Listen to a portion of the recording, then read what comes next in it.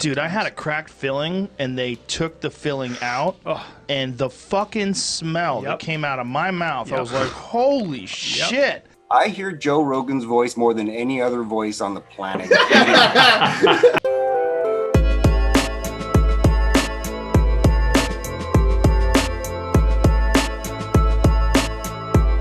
Look at that. Amazing. Yeah. Look at that. Episode 255 of Age of the Show. Traveling around the world, 255 days. And today we're in Canada. 255. Yes. Welcome to the show, Paul. Thank you. Yes. Let the world know a little bit about what you do. What I do? Right. I make cartoons, man. Been doing it since 2013. Mm-hmm. I've been animating since 1999, but I decided it was going to be something that I wanted to do for myself as opposed to for someone else, and that was the JRE tune that I ended up doing. JRE tune. And what got you into this field? Into animation itself? Since 1999. Yeah. It's kind of odd because what happened was I started late, and there's a story right there to say never give up on your dreams, even when you don't even know you have the dream. Very true. I graduated in political science in 1994 at university. Oh, me too. Last year. No. Sorry to say, right after I did, I was like, I don't want to do anything in politics. Mm-hmm. I learned, I took a course in political corruption, and that's where I just kind of went, what? And it took everything away, everything that I wanted to get involved into. So what I did was I continued working in the bar business because that's how I got through university. And my initial idea was I'll just like continue this, own a bar, partner up with someone, flip a bar, and maybe get into real estate and stuff like that. Maybe we'll see what happens with that, with the whole bar industry. But my girlfriend at the time, who is now my wife, suggested, you know that a bar might not be the most conducive way of raising a family? And I was like, good point. So I was like, give me a suggestion. Yeah. She said, well, you like movies and you like to draw. Why don't you get into animation? I thought she was crazy. I was like, no, I don't live in LA. You know, this is not going to happen for me. Uh-huh. So about just 1 week went by, and it stuck in the back of my head, but I really didn't think that that was anything that was going to happen. I was trying to figure out what was going to be the next move. And I went to a chiropractor, and I was sitting in his office. And as I was just sitting there, I looked down at the magazines. There's a Canadian magazine called Maclean's Magazine. And on the front cover was Toy Story and a bunch of other animations from the 90s. And it said, Made in Canada. And I was like, what? Picked it up, read the article, and found out that there's a bustling Canadian animation industry going in Montreal, in Toronto, and Vancouver. And I actually stole the magazine, stuck it, left, and started doing my research because there was no internet really, computers to figure out everything. Yeah. So I went to start figuring out where it was being offered. Right. And I found out that there was a guy bartending down the street who actually had graduated from Concordia in animation. So I investigated, figured it out, decided, okay, my girlfriend tells me I should do it. Somehow it was almost like a divine intervention, you know? Right. Mm-hmm. So I pursued. And you mentioned drawing. Is that something that you've always been doing, or is it just like something you picked up recently, like in that time, I mean? No, actually, from the moment I first went to school, actually before that, I was a kid, and the one thing I was better than anyone else at was drawing. I was attracted to it from, 4. My earliest memories of me was drawing and making comic books. And that's what I did for, I guess, the first 15 years of my life. It was full on to that. I remember telling my parents that I wanted to be an artist when I was like 10. My mom looked at me and said, no, you want to be a lawyer. I said, what kind? She goes, a corporate lawyer. A corporate lawyer. So I just told everybody I was going to be a corporate lawyer until I figured out what that meant. So I blew off artists. I blew off anything to do with art. I tried to pursue, be the good guy, do business, go forward that way. Got in myself in political science, and then people saw me draw. Like, matter of fact, I used to do advertisements for the bar, and I used to draw the advertisements as opposed to just trying to do that. Well, not Photoshop, but we instead of just trying to get other people's illustrate. I always insisted on drawing them because I just needed to have some type of purpose for my art. That's probably what my girlfriend picked up on. Right. My wife. And then when she finally Great advice from her. Oh, it really was. It made a huge difference. And it really blew my mind because I didn't think I could rehash that and make it into a profession. Being from Canada in this place, very humble. We didn't really know we can get away with this stuff.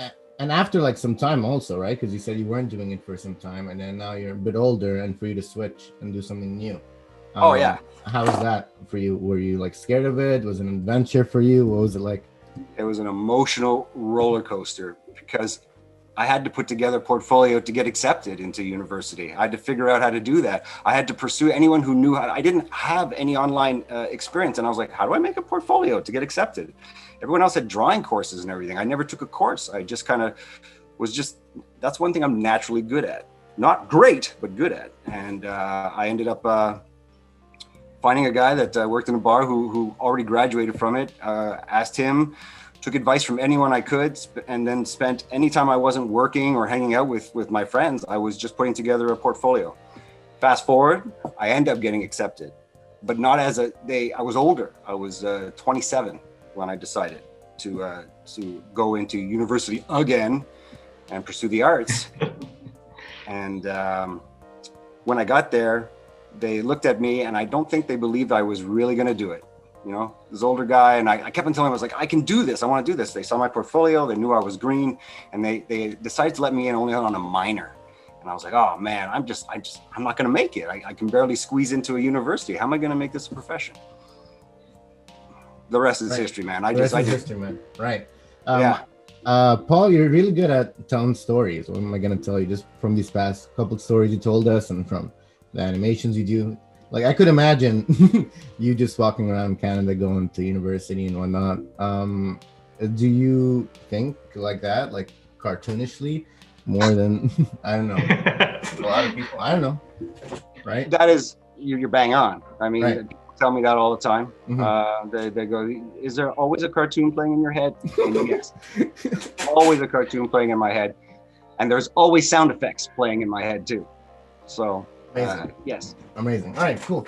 All right, so I want to know a bit about the Joe Rogan stuff. So speaking of storytelling, how do you find the right segment, right? You got the, like, your clips are like, let's say your animations are like, you know, a couple of minutes from a couple hour podcast. How do you know what is going to look like a cartoon? Well, I got the best part of my job is research, right? I get to sit down and listen to Joe Rogan. And and then when something hits me, I mean, I'm always on. Like you said, do you play cartoons in your head? So I'm listening to the entire podcast Animator. But when I think there's something that's worth playing or worth putting together in a small, nice, condensed fashion, I like that 2-minute format, you know, 1 to 2 minute format. Right. It's enough. And if I find something that has a start, middle, and end with a little bit of a punch that stays within a 5-minute range, that I can maybe edit a little bit of the audio for the pauses. And if I can visualize it, and if it strikes me, I'll do it. Right. One example. Okay. I just wanted to give you one example. I did an earlier one called, what is it? The Ari in China. It's one of my earlier ones I did on my own, right? He talks about going into Chinese. So I'm in a hotel room in Toronto. I'm doing I used to train animation as well, or some software. So I'm in there, and I happen to have gotten a fever while I'm training, but I'm in a hotel room. So I would train them, and then I'd shiver back into the hotel and just stay there the whole time. So as I'm lying there alone in a hotel room, I would play some podcasts. And during my fever dream, I was listening to that. So I heard that Ari tell his story. Right. And I remember shivering, going, if I get out of this alive, I'm going to do that animation. Right. That's pretty much how that one happened. And most of them tend to work that way. If I get just a little bit of an inspiration from what I hear it, I'll just do it. Wow. All right. Yeah, what I noticed about how you pick these segments is like Ali said, that you're a good storyteller. So like you pick a story and then make it animated. So it's like you're making these short animated stories that for us to watch, and they're very comical. So I saw one for Joe Diaz when he's talking about the Starbucks, everyone's having and he's just, then he made this face like pop out, and his eyes is just like popping out and stuff. So as you're saying this story, like, how do you see these specific details? For example, how do you picture the person as he's talking, like making these visuals or reacting this way, and then like, you know, make them into this action? It evolves. I hear the audio, I clip the audio, and as I'm doing that, I get a general idea of what I'm going to do. Then I break it down into shots or scenes. And then while I'm animating, there's always room for improvement. It just constantly, I just build on top of it. So some of these gags or funny things that I do aren't initially in my head. Sometimes it's 1 hour before I finish it. I might go, oh, I could do that. That'll be funnier. And then I'll go in and I'll add it in. So it's all about inspiration. Right. It's all about calling back to what I think is funny. I never have to worry about what anyone else thinks. I just always have to think, what do I think is going to be funny? And, you know, if it's good, then that's kind of funny. Right. What's the hardest part of the whole cartoon? Like, what, I don't know, takes the most time? The most time? Right.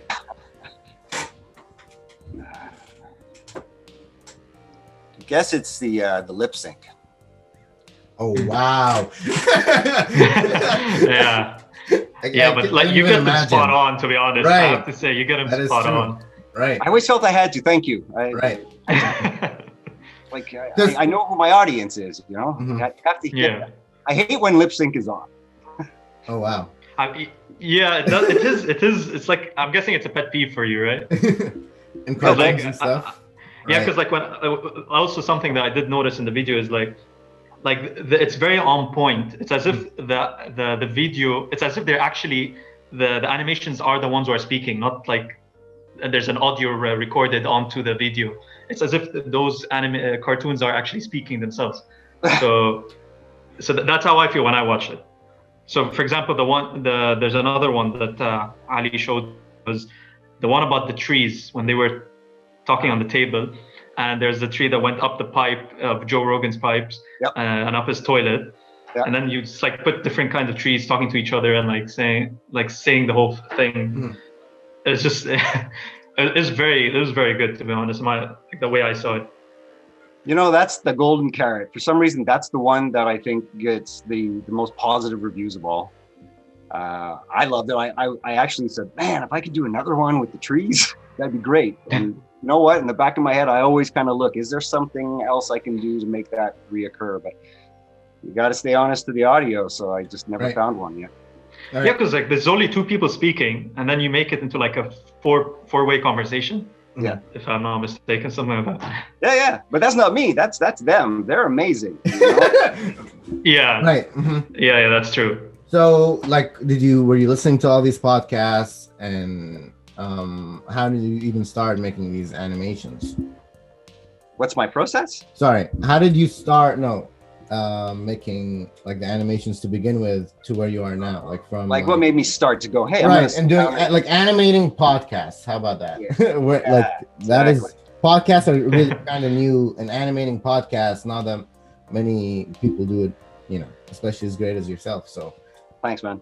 How? I was animating for like Cat in the Hat and stuff like that, you know. Oh, that rhymes.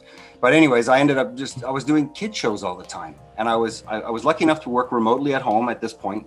And I was doing kid shows, but listening to podcasts of adults making, you know, caca, poo poo, fuck shit. And there's my two. There you go. So I was like, man, I just need to do something that's kind of like going to satisfy me.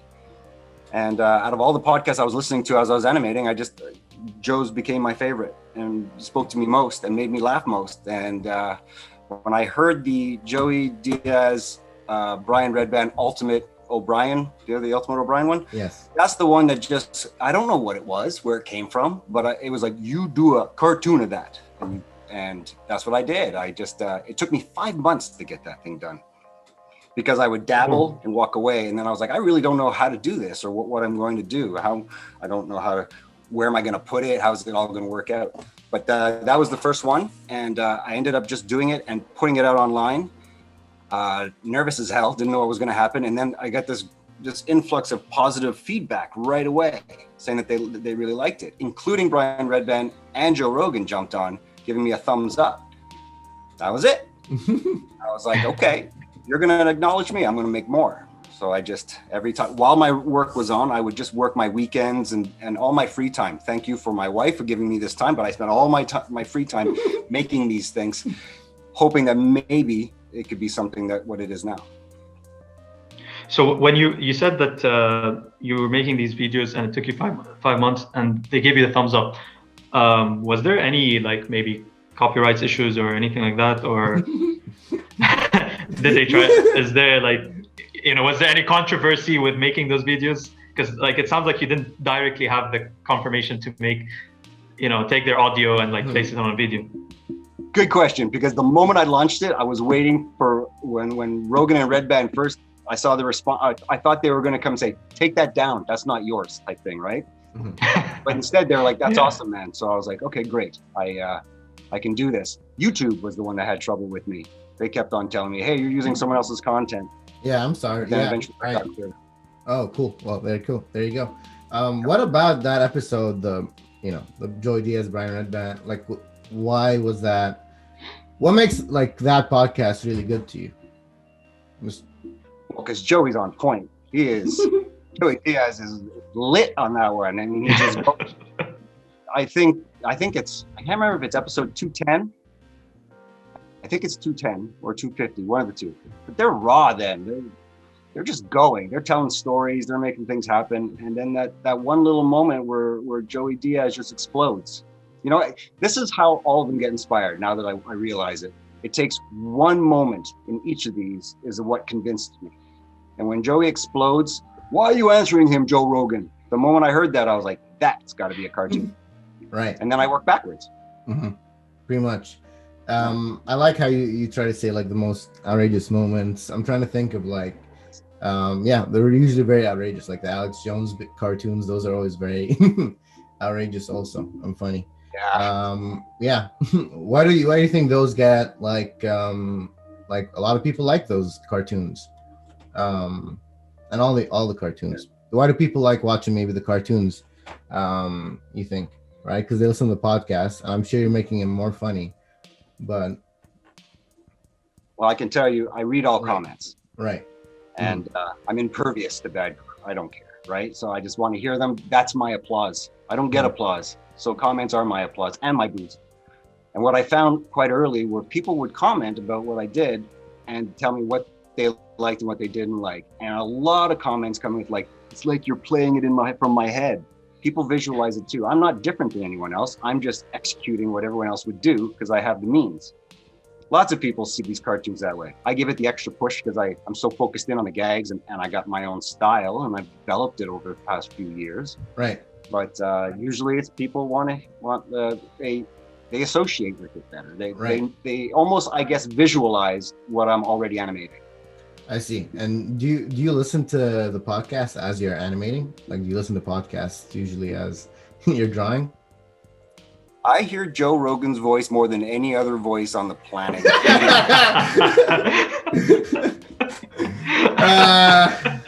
Right. Wait. So how long does it take you to get the podcast, like an episode done?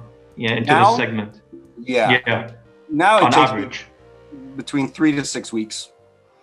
But mostly around the 3-week mark. I hit it running. I grab something. I have Post-its and books of all the options, and that sounds good. I'll come back to that another time. So when you say, do I listen to the podcast? Yes, I'll be animating. If let's say I'm working on just designs or something that doesn't require lip sync, I'm not listening to it there.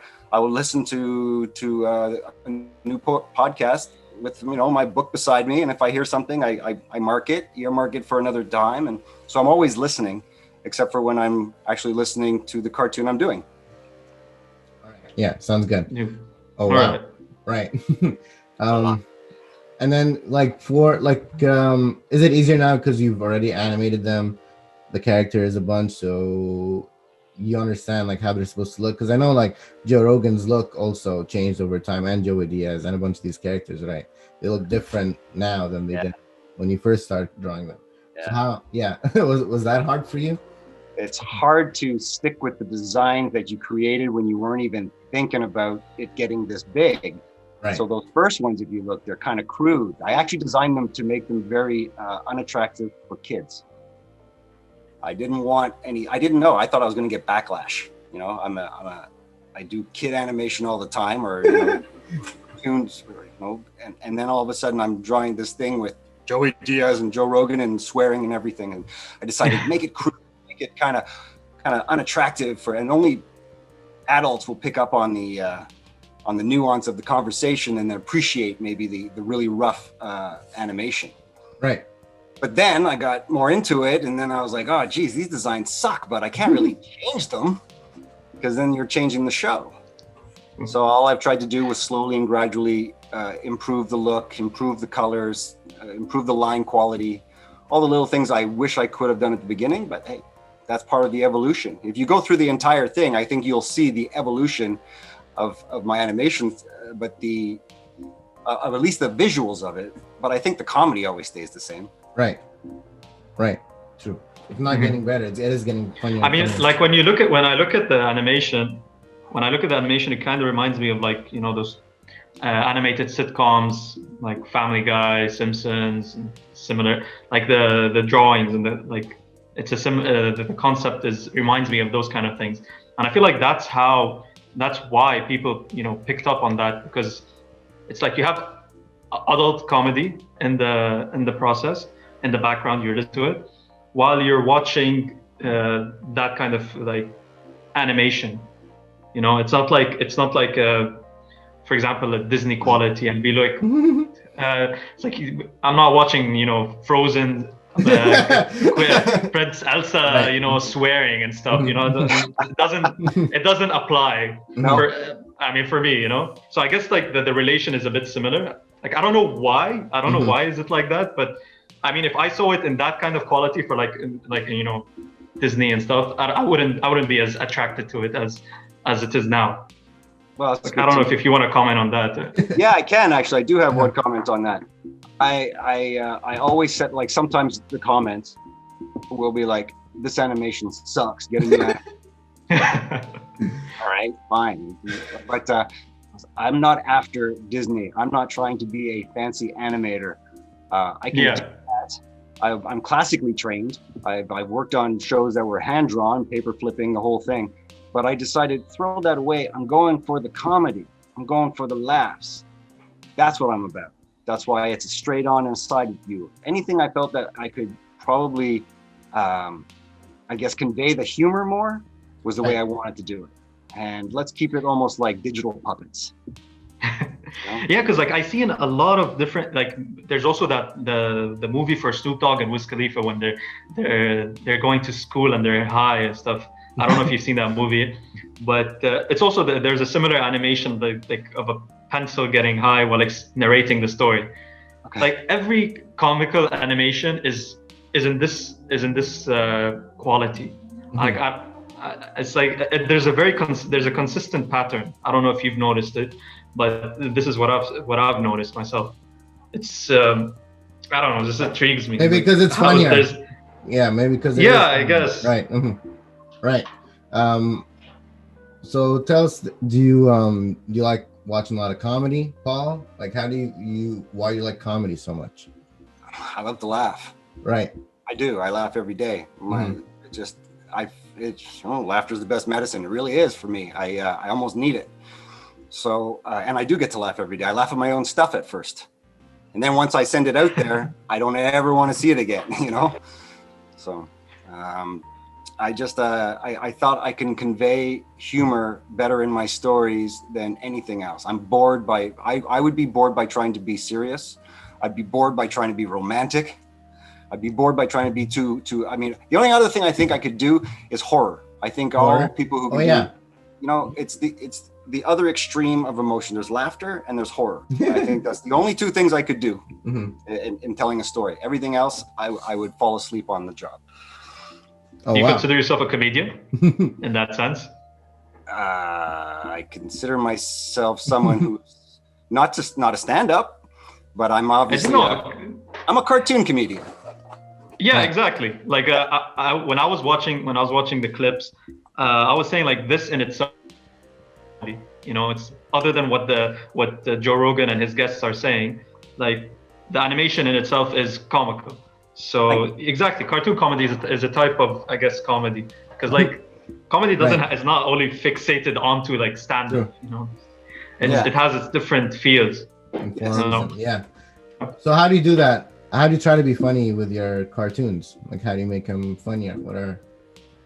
I go deep into my head. When I have that audio, it's, I guess, probably like a lot of people, when you obsess. I obsess with a 2-minute clip of silliness. Seriously, you know, I spend 3 weeks of just always. I stare at what I do. I constantly play around going, what can I do to make this funnier? What can I do to make this funnier? The nice thing is that there's no formula. So it's not like I'm going back to try and work out an equation to go, I need to add. It's just like, what works? I've actually have scenes that no one's ever seen because I made them and they were funny. And then I was like, what if I tried it this way? And then I will reanimate something as long as I find that punch works. And then I was like, okay, I'll use that one instead. And then all of a sudden the other stuff is just lost, you know, useless time. Oh, wow. And do you ever like work on like a large segment of a project and you're like, I just want to change it up and reanimate it, or maybe even a scrap project? Projects like no, right? No. Wait, so you're saying you have a lot of discarded scenes? Right. Not a lot, but okay, yeah, that's what I'm thinking. Oh no! Right. No! There has to be a few videos out there, right? That you gotta release those, I guess. Maybe, yeah, I might do that. I have a few cartoons I made with Flash back in 2000 when I was just kind of learning, and they were my first attempt at being comical. I'll probably put them out one day too. I got 3 of those. Wait, Flash as in the superhero, right? Oh, Flash as in Flash. Adobe. Adobe. Outdated. Wow. Oh. Adobe Flash. That's why I said 2000. Okay. And when you something I want to know, Paul, when do you know the cartoon is done? You put all this time in an animation. When are you like, okay, it's good to go? Time has something to do with it. Right. You know, I give myself a deadline. That's what usually stresses me out a little bit. But you know, I sit there and say, I have a few weeks to do this. I want to get this done. If I find that I'm just hanging on for no reason or just trying to find a little something, I've gotten good at discarding that feeling of just getting too much of a perfectionist. Don't be a perfectionist. Just because how do you be a perfectionist in comedy, right? If it feels good, eventually the longer you work on something, you tell a joke, the first time it's funny to you, second time it's funny to you, third time it starts getting, you have to find a way to, so if I'm making this comedy, the moment I stop laughing at everything I'm doing, send it away, send it out there for the people. You know? So that's to comment on that is, so for example, when comedians do stand-up and then they have to go, they're doing, for example, they're recording a special and they have to say the same jokes in like different audiences and they have to do the same presentation and make it funny. And so I feel like it's like you're in the similar loop, you know. You have to keep doing the same thing until it's, you know, finally recorded and then put it out there. The difference is I don't have an audience in front of me. Right. You have the comments, I guess. So that's true. Do you ever like show it to people or test drive it before you upload it, or you just upload it when you think? Yeah, I used to show it to my wife, but that's how I kind of knew it was funny when she went, I don't know about that. I'd be like, all right. So those were one way. I have a couple of buddies that I would show. So what I would do is I show them, they're watching the screen and I'm looking at them. and I just see their reactions. And if they react where I want them to, then I was like, okay, cool. But most of the time, out of the 60 some odd that I've done, I would say more than half no one ever seen until it's online, other than me. All right. Yeah. All right. Cool. And how do you even pick? So you said you want you find the most outrageous moments, but there's so many guests and so many episodes. Yeah. You listen to all of them. Yeah. Oh wow. And how do you? Yes. How do you does it not get repetitive for you? Like, how do you know what really stands out for you? Because there's a lot of moments that does his voice get out. boring eventually? does his voice just get boring in your head, stuck all the time? Doesn't it get annoying? It doesn't get boring. I think that's why I chose him out of all the other people that I would listen to a lot of podcasts at first, but it was just sweet music to me. I hear him and I think he's funny. The stories are repetitive because he's got 1,600 plus. So every once in a while he'll say, I've got an anecdote here that's a little repetitive, but I'll hear it. But every time I hear that story, I go, if he says it with a funny twist, this story just might take off in a tune. So I'm always searching for something that's new and fresh. I don't know. Do you guys feel that my cartoons are getting stale? No, I don't think so. No, not me. I guess are always changing, right? And there's always Thanks. and the animations are funny. I feel the same way. Was that a trick question or Set you up there? That's funny. That's good. All right. Why? So, have you ever experimented with maybe doing it longer than 2 minutes, finding longer clips? Because there are longer sections that are funny and cool. Yeah, for sure. Yeah. I have some stuff that could go longer, but it's all a matter of trying to stay in a rhythm so you're not gone too long. If there's another format that I want to do or extend it, I will. But right now, I like I said, I have so many just waiting in a list, staring at me every day. And I'll add this. The reason why I pick, let's say I have like 100 options that are lined up, episode this, between this time and this time, go check it out. I sometimes put stars beside it, question marks, or revisit. Let's say I do something that I created a brand new background or some characters. I might go back to an old one saying, oh, I finally have the elements that I created for this that I can use into this. Reuse. So it's going to save me some time. And it was like, well, I wanted to do that last year, but I wasn't going to spend, extra so much amount of time just trying to create the elements. But then all of a sudden I do later on. Then I was like, oh, I'll call back to that. I'll do that one and I'll use stuff. So it's about balancing my workload a lot of the time. What do I already have done and what could I use? Yes. Yeah. And do you think you're getting faster though at doing it? You said you are, right? It's taking you less time to do these cartoons. I've kind of plateaued right now. I see.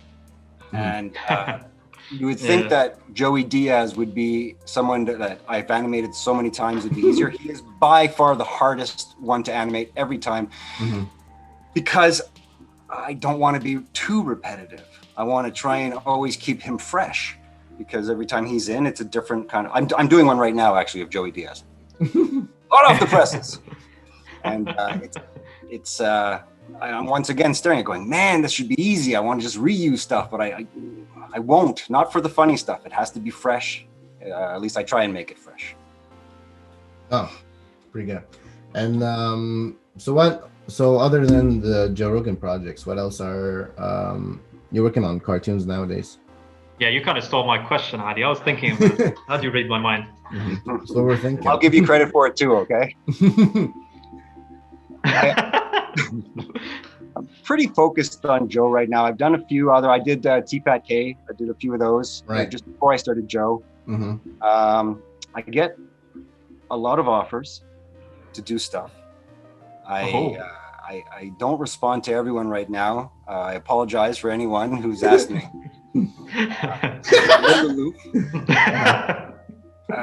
Usually, I try and answer a lot of the more serious ones. I have some stuff on the back burner. I actually finished something else that I guess I can't talk about because they're in the process of selling it or something. But I was approached by someone who was a previous, a no longer living comedian who had a lot of audio. And I was approached by them to say, would you like they start off with, "Congratulations, you won the audition. Could you please do animation for this comedian?" And I was like, "Okay." And then I ended up doing it, and they said, "Thank you." And no one sees it until it gets picked up. So I won't talk about it now. We'll see what happens. Good luck. Yeah, but like other. Wait, so the project's already done? Yep. Oh, Yeah. Right. okay. Oh wow! I completed just a couple of months ago, and they said, "Thank you. We're going to take it out there and see what goes on with it." So. And can you share like anything about like what was it about, or like some details or anything like that? It's a stand-up. Or is it? I animated a stand-up doing stand-up. Oh wow! All right. Sounds. Oh, okay. A la An Paulytoons. animated stand-up. I haven't seen. Paulytoons. Oh wow! All right, cool. And then, Okay. so you're saying like you animate for a bunch of podcasts. Do you ever think of animating new podcasts or different podcasts or? It's just a job interview. No, I'm not. You want to animate 1 hour? That's fine. That'd be cool. All right, sorry, no, I'm just curious. No, I know. Right. Because it's cool. What you do is really cool, and you do it for like I love Joe Rogan, which is I love, and the Fighter and the Kid and Joe Diaz and stuff, which is they're really funny. But there are also so many other podcasts out there that are really good. Yes. And well, I guess I can answer it this way. Joe Rogan has set up a good deal with me. pretty much. Right. So yes, he's probably the best person to ever work with ever. He gives me carte blanche. I work with him. He communicated with me and said, "You make stuff for me." That's it. He doesn't tell me what to do, how to do it, or anything. Just lets me go. And that's exactly, what could you want? That's like the perfect deal for an artist, in my mind. Yeah. Like how it's like do whatever he wants. Like it's up to you. I won't say no. Yeah, he's got veto power if he doesn't like something, or if he doesn't want to put it on. There's been a few videos I've done where he's like, "Nah, I'm not going to put that on." So maybe one day. What kind of like clips has he vetoed on? One I asked him personally, and he told me, he was like, he goes, sometimes he says things that he goes, "I just say it off the cuff," especially earlier stuff. Didn't realize the reach, and sometimes it's a little more personal. And he told one story that I thought was funny, but was probably he said it could be hurtful for someone that I know, even though the no names were mentioned. It'd be easy to connect the dots. And he said it was funny for everyone else, but it might not be funny when I go back home and see my neighbors or whoever he knew. So he was like, so I couldn't play that. I was like, okay. And then maybe other ones I push the boundaries a bit, and maybe he decides maybe that's not right timing, but I'm only talking about one or two of those. Right. Most of the time. He doesn't do it often, does he? Mm-hmm. All right. Lets me go. You I'm just thinking how you just started making this thing animating podcasts where like not that many people do that, and like how did you even come up because like you like Joe Rogan are kind of like mine, where he also started doing podcasts when no one was listening to them, and then it grew, and over years it became kind of huge. Is that what you think makes you guys like so paired and so great? Like you're just following your own vision? Do you have anything to comment on that? I like the fact that he always says, like, he goes, comedians is one of those jobs that few people can do, or few people do have as a profession. How many people in this world are comedians, right? And can get paid for it. And I was like, that's small. But it's like, how many people are animators who can get away with a full-time job just doing cartoons for a podcast? Not too many. So when I started, I had my job as an animator, but I realized I felt like I was working on an assembly line where I was just doing other people's stuff. So while I was doing that, the reason I was dabbling was I was like, maybe I'm going to hide my dream or my goal in a dream. And I just kind of said, oh, my dream would be to animate for, on my own and make my own short little clips for a podcast. That'd be great. Oh, I'd love to do that. But I wouldn't tell anybody that, because as a goal, that would be like, well, that's far-fetched. Who's going to pay you to make cartoons on the internet? And I just decided I would keep going on the side and see what happens. I wasn't going to do it forever. I wasn't going to do it on my own forever, but lucky enough, because of stuff like Twitter and social media out there, when Joe reached out, I was like, oh, okay, now I'm going to get serious about it. I've dangled, I've had that line out there. I got something that's interesting. And I was like, now I've got a job that not too many people do. And if I could really kind of perfect it, or perfect it for me, maybe this will be something I can do for a long time. And that's what happened. Oh, wow. Right.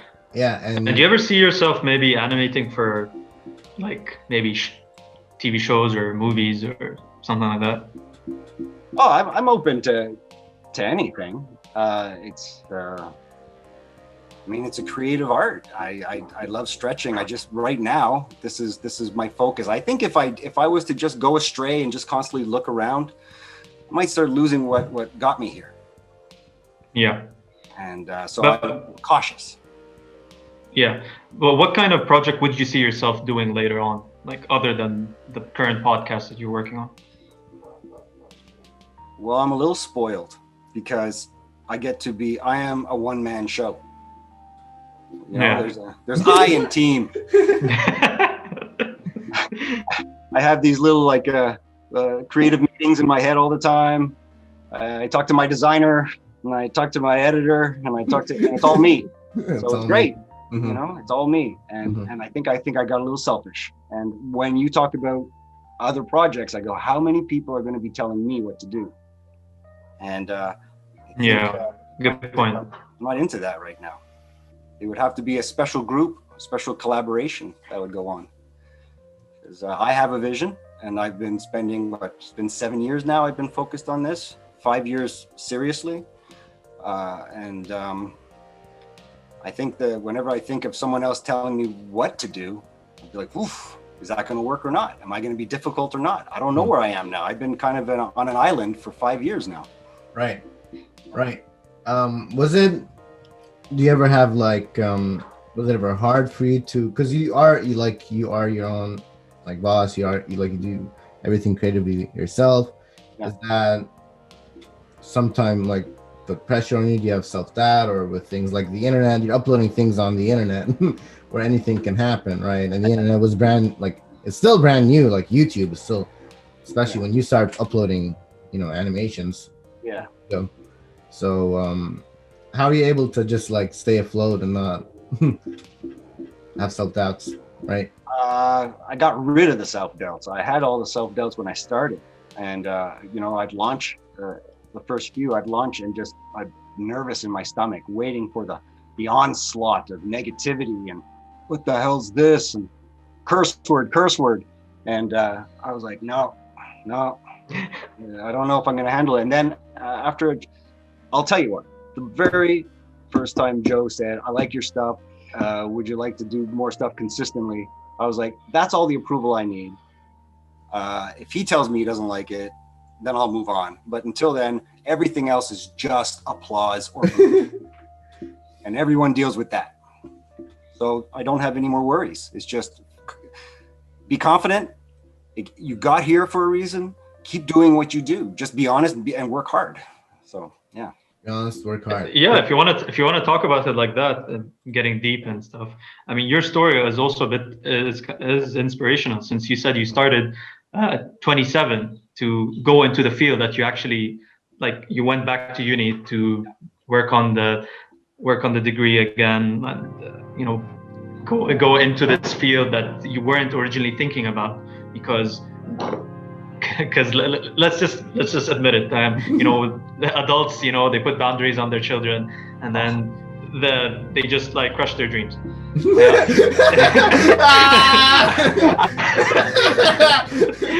I mean, whether they notice it or not, just right. That's what happens, Yeah.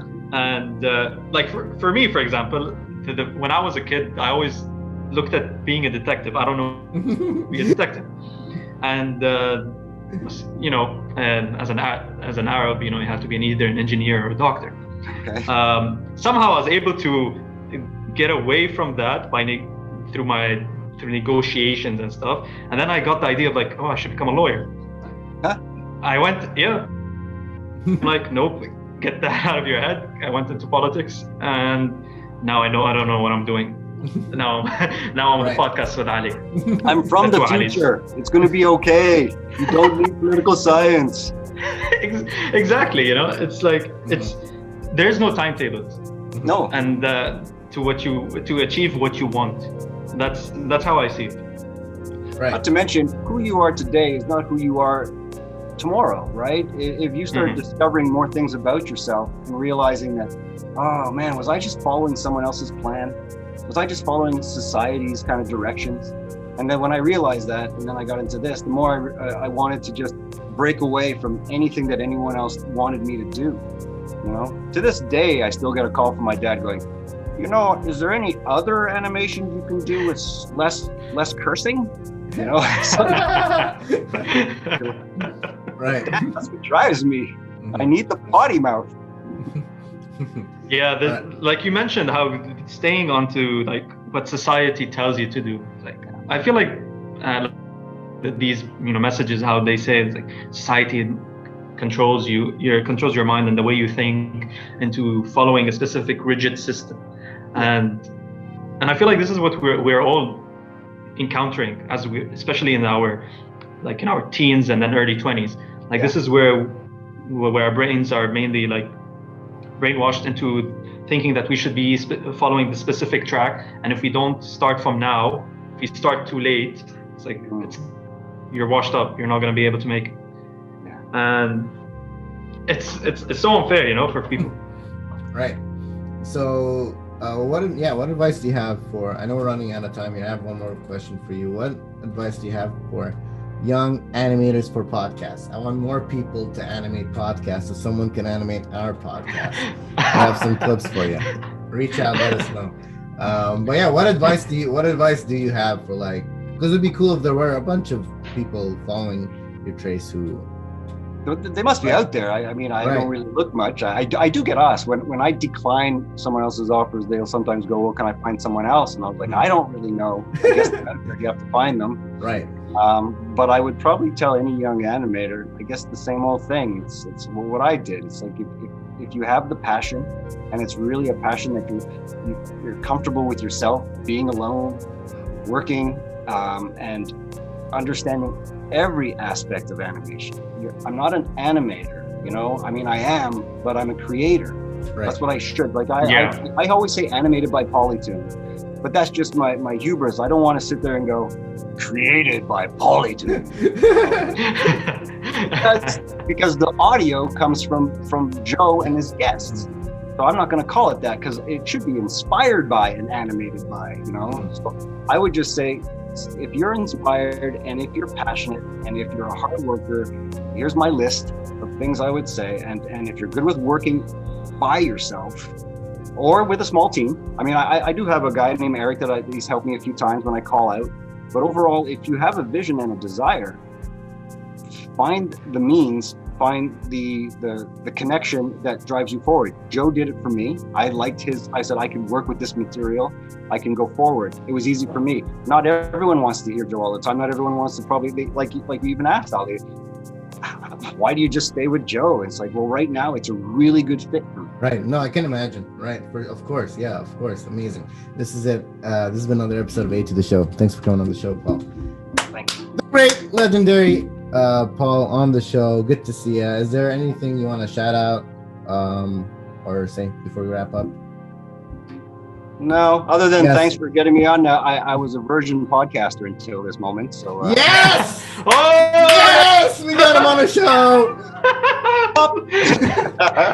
Not even Joe got you on. Right. Amazing. Yeah. Exactly. I turned Joe down many times. It's just A to the show. This is how we do it. This is how we sign out. All right, and see you on the next episode.